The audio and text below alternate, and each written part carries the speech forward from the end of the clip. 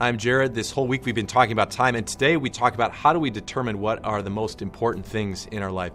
There's a pretty famous story that was made famous by a guy named Stephen Covey. He's a time management guru.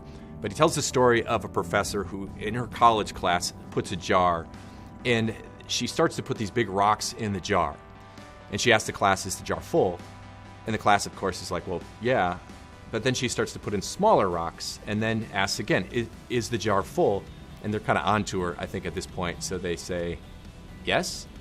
Well, then she adds sand, and she fills the jar up to the top. And what's the point of that story?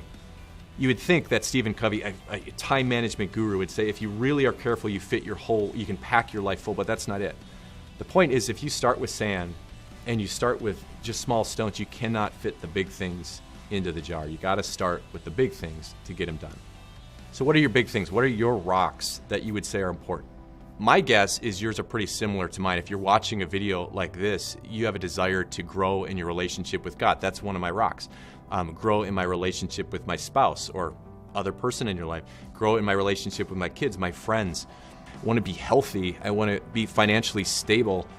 These are things that matter to me. My guess is if someone asked you, like, what are your big rocks? And you literally had to write on a rock and say, this is what's most important to me. I don't think it would say, check fantasy football scores.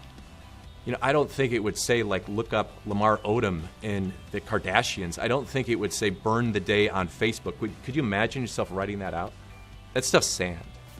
Sand's great. You can make a castle, but you don't build a house on sand. You don't build a life on sand. You don't build anything on sand. You build it on a rock. You build it on the rock. Take a minute now. I mean it.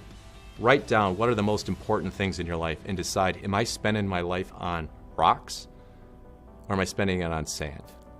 Jesus gives you this encouragement.